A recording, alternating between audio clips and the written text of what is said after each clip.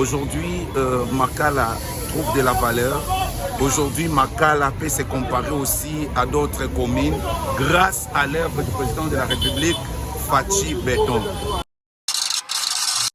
Avandaki, Alia, Boyana Eboye, Kakasoda, Ashi Massas. En tout cas, le Kwana Toboyango, Mokontamboka, Telemena Bacha, Kanga Moutou Azo Salamabe, Oya Salamabe, Tika vivre. En tout cas, tu as la passe dans mon thème. Na sepel ne bateli biso prince. En tout cas, tous ceux qui viennent malamu te siko pena to sepel de prince de Kosi. Donc on est Sengo, donc quartier comme Kitoko, là peut être sepel kaya quoi. Ici chez nous, Makala, nous avons un problème de l'eau. C'est le plus grand problème. Nous avons du courant, mais il n'y a pas de l'eau. Alors nous vous prions à travers ces vidéos, lorsque vous allez nous recevoir partout où vous vous trouvez. Bypass. To sala ka salongo na bypass. Biso to zana posa musolo papa sunga bana na yo. Na oyo mono ko sunga bana papa so sala ka bana. Na bana bypass na o elenge so saleli biso papa. To zali ko kumna na chaque suka, chaque samedi. To sala ka salongo wa, to kombola ka ba ka to zanga ba kwa kombo zo zanga donc ba bloke bele papa. Yo za papa bana Fachi Beton. Donc c'est Péliboé, c'est bon. De féliciter chef de l'État, chapeau, Aoumé la Fachi Beton. Nous avons fait un mandat 10 ans.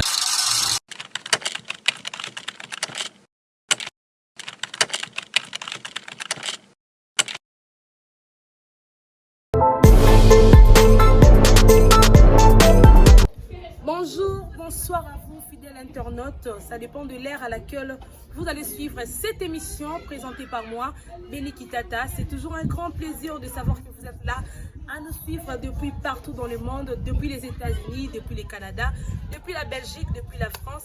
Abonnez-vous massivement sur notre chaîne parce que vous s'abonnez massivement sur Mosakoli Chako TV pour ne rien rater de nos programmes. Sans plus tarder, émission à la découverte de nos communes. Les micros Nabiso à Mosakoli Chako TV, Lelo et Sepeli, Kokita na Prince ya Elengesa, Ozokende, tout droit na route bypass, Otozo Kilomaton ya Kokita, Kuna Kotala, Ndenge circulation Zali, Ndenge Misala Malam, roman chef de l'État, na gouverneur de la ville, Gentini Ngobila, Basali, vraiment, les acquis, Bana Makala, Bata, vraiment tellement content, il y a comment en sorte que route Wana, vous avez posé beaucoup de difficultés pour ce qui concerne la circulation. Les lieux est commis vraiment bien. En tout cas, un grand merci à la chef de l'État. Pas trop de commentaires. Je vais vous laisser suivre les images. Merci beaucoup.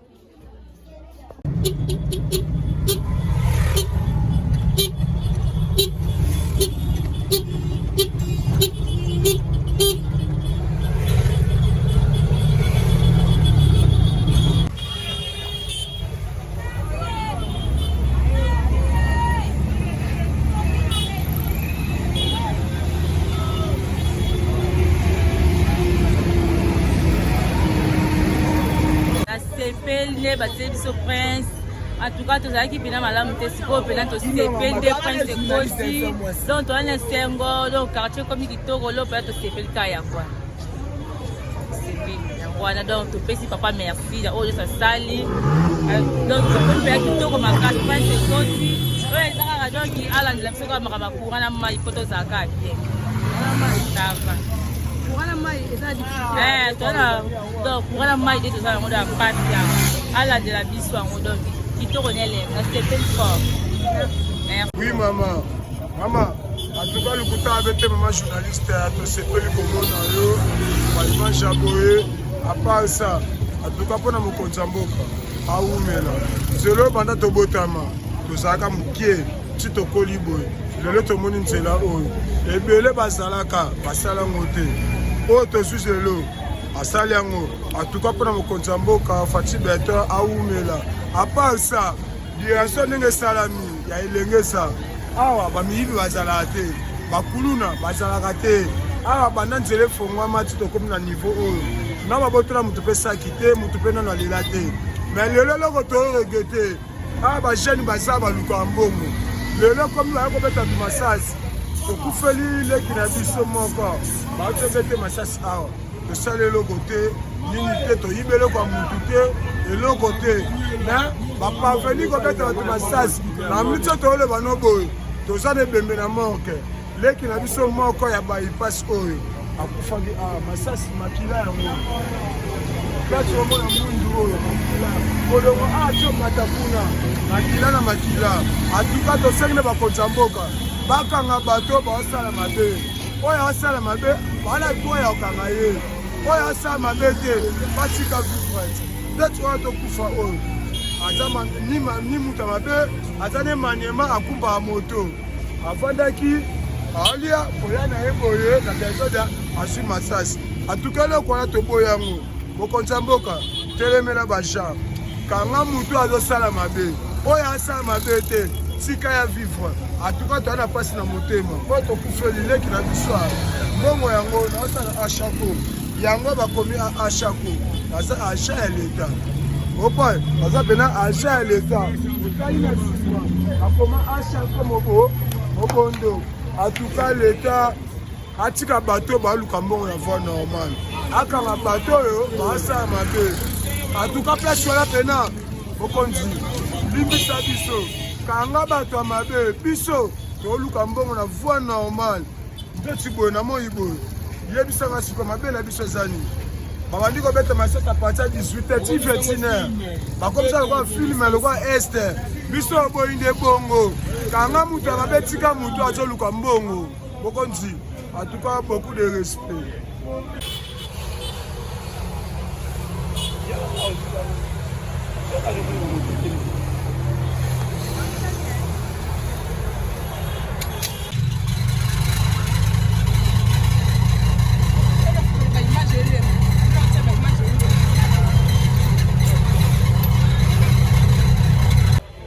Merci, nous disons merci au président de la République pour le travail rendu sur le prince Elenguesa. Aujourd'hui, Makala trouve de la valeur. Aujourd'hui, Makala peut se comparer aussi à d'autres communes grâce à l'œuvre du président de la République, Fachi Beton. Voilà pourquoi nous les remercions. Nous vous remercions, monsieur le président de la République, et nous vous demandons deux choses. Ici, chez nous, Makala, nous avons un problème de l'eau. C'est le plus grand problème. Nous avons du courant, mais il n'y a pas de l'eau. Alors nous vous prions à travers ces vidéos, lorsque vous allez nous recevoir partout où vous vous trouvez, essayez un peu de résoudre ce problème de l'eau. Je sais que nous serons contents de tout ce que vous avez réalisé chez nous à Makala. Nous vous disons merci. Nous disons merci au gouvernement provincial. Nous disons merci au gouvernement national. Et nous disons merci à tous ceux-là qui ont participé, les ingénieurs, les amis, les frères et sœurs qui ont contribué à cette vision, cette grande vision du chef de l'État pour la construction du prince Elenguesa. Nous vous remercions.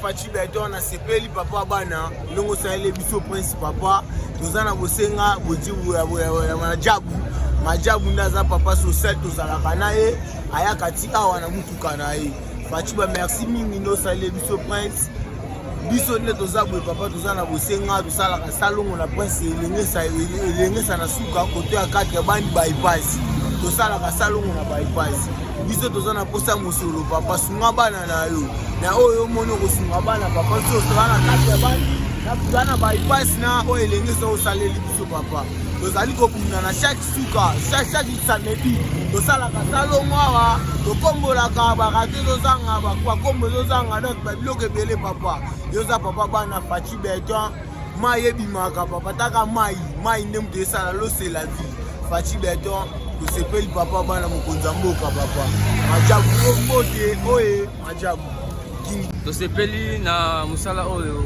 chef de l'État azosala mpona na gouverneur na biso Obila.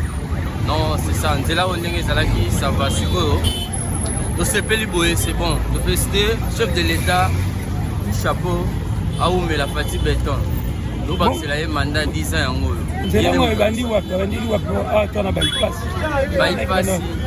ebandi depuis soko mati boti kota courant kuna likolo ti omimi ti victoire ebandi awa obima awa ti ebandi awa ti victoire c'est la première fois tout le monde a oh bah les caméras oh là oh le béton ça va féliciter chef de l'État na Gentili Ngobila tout chapeau Zamba Batila oh ezangaki c'est ça na bourgmestre na biso makala bazo sala bien bazo travailler bien ça veut dire il est vraiment pas souci aux autres la kaka banyoki nzela ngoti siko tala kaka bati beto libanga konza mboka aumela batu chapeau toujours nzela kaka nde bakonyoki nzela ngo esala mama félicité bino na musala bosala na gouverneur Gentili Ngobila Mbaka Kofi.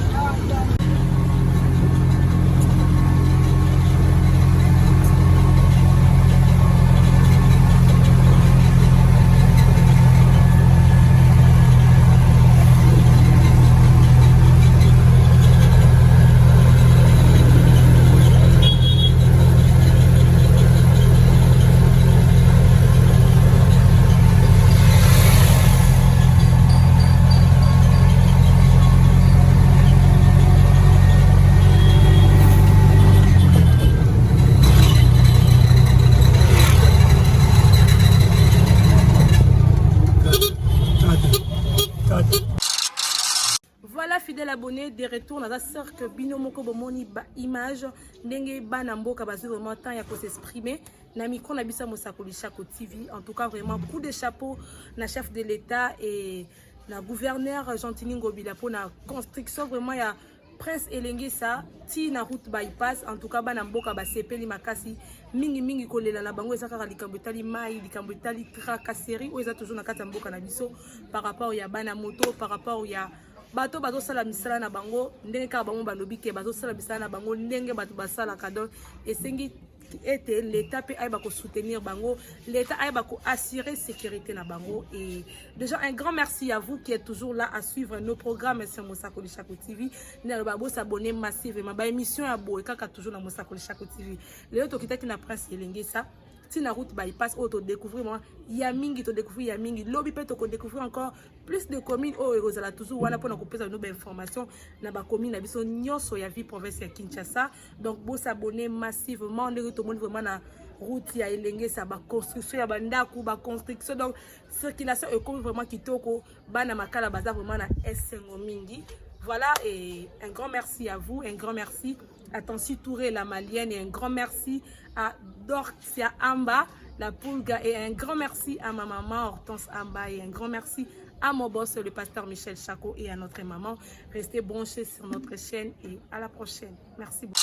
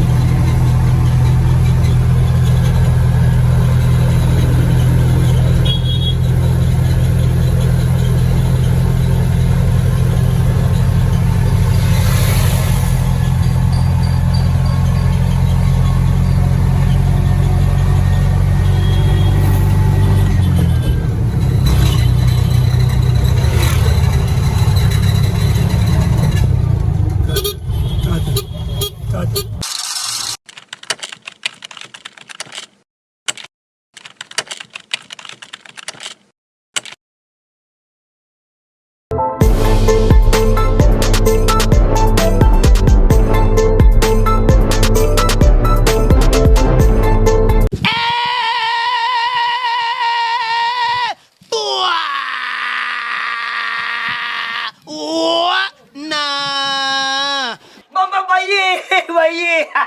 Le mignon aye. Mokili komine sengo. Mokili koti sukali po ete nini. Tozalaki confiné. Menangongo YouTube était confiné maintenant. Mosakoli Shako TV. Mosakoli Shako TV. Mosakoli Shako TV. Mosakoli Shako TV. Mosakoli Shako Télévision. Chaîne za moko. Ngai na ebisi bino boye tala. Bon s'abonner vraiment massivement na Mosakoli Shako TV. S'abonner massivement na chaîne oyo. Mosakoli Shako Télévision. Kule basi tomona babiloko akanda. Boku banda kumona ba comédie ya kitoko. Kaka awa na Mosakoli Shako TV. YouTube est comme elengi. Ya kumona ba guide. Uzana besoin ya kutala ba théâtre ya bien. Ba émission. Ba histoire solo. Ba magazine ya bien. Koseka elekina kosekisa na koseka. Ngamo papa woko nazawa na Mosakoli Shako TV. Mosakoli Shako TV. Mosakoli Shako TV. Mosakoli Shako TV. Mosakoli Shako Télévision. Chaîne za moko.